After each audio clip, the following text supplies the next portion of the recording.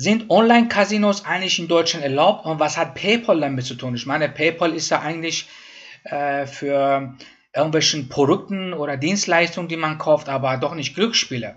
Und das ist das Thema, womit wir uns jetzt beschäftigen werden. Es geht darum, wenn Sie zum Beispiel zu einem Casino gehen und diese Casino auch PayPal anbietet, dann ist das so, dass PayPal einfach an diese Casino das Geld zahlt, ja, und später das Geld von ihnen zurückholt.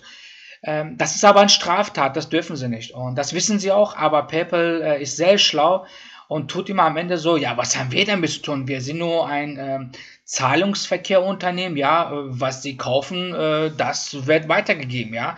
Aber das ist so nicht richtig. Und zwar, das Bundesverfassungsgericht hat am 30.09.2013 das Ganze verboten, ja, also dass Online-Casinos die keine deutsche Lizenz haben, dürfen in Deutschland weder befördert werden noch sonstiges. Aber genau das tut PayPal. Ja. PayPal befördert illegale Geschäfte hier in Deutschland und verdient auch dran.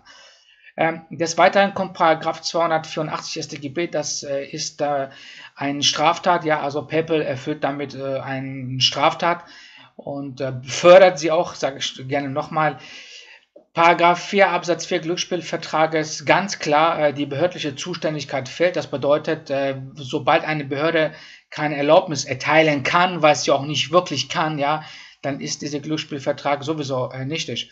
Paragraph 763 und 762 BGB besagt, wer solche illegale Glücksspiele anbietet, ja, kann sich später nicht auf irgendwelche Schulden berufen. Das bedeutet, sie können von PayPal einfach 1000 Euro abbuchen lassen, was sie gar nicht auf ihrem Konto haben. Also sie können 50 Euro auf Konto haben und können trotzdem 1000 Euro abbuchen lassen. Ja, das macht PayPal wirklich. Also das habe ich zum Hören bekommen. Und es ist dann halt so, dass dann dadurch Schulden entstehen. Und damit ist diese Schulden eben halt nichtig. Das heißt, es existieren keine Schulden.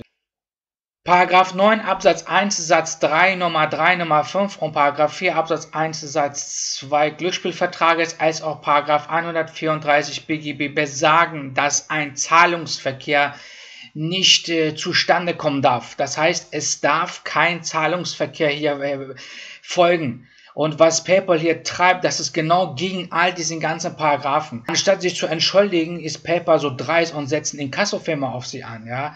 Und das verstehe ich nun mal jetzt wirklich nicht. Und die Sache ist die, also Inkasso-Gebühren sind sowieso für die deutschen Gerichte nichtig. Also die deutsche Gerichte erkennen Inkasso-Gebühren gar nicht an und man versucht Inkasso Druck zu machen. Nur ich frage mich, wenn man hier so viele Paragraphen und hier ein bundesverfassungsgerichtliche Urteil hat, was will hier Inkasso hier unten? Das ist wirklich die letzte Schraube hier unten, ja. Und die haben gar nichts zu melden, überhaupt nicht. Also lassen sich von PayPal auf keinen Fall einschüchtern. PayPal darf keine Glücksspielverträge bzw. Glücksspielzahlungsverträge hier in Deutschland betätigen. Ja, es ist egal, auch wenn Sie sagen, wir sind dafür nicht zuständig. Natürlich, Sie sind dafür zuständig. Sie müssen gucken, wo Sie sich anbieten. Ja, wenn ich mich jetzt, Sie dürfen sich auch nicht einen Drogenhändler anbieten und Sie können auch nicht später sagen, was haben wir damit zu tun? Wenn ein Drogenhändler was verkauft, dann ist das seine Sache. Nein, PayPal ist verantwortlich. Ja, und wenn Sie natürlich in solche Falle stecken, dann dürfen Sie auf keinen Fall nachgeben.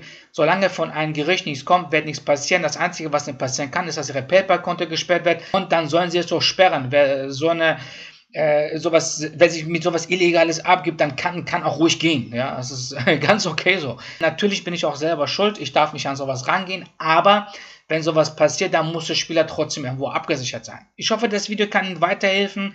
Alles Gute hin und ich hoffe, PayPal lernt daraus was. Bis zum nächsten Video.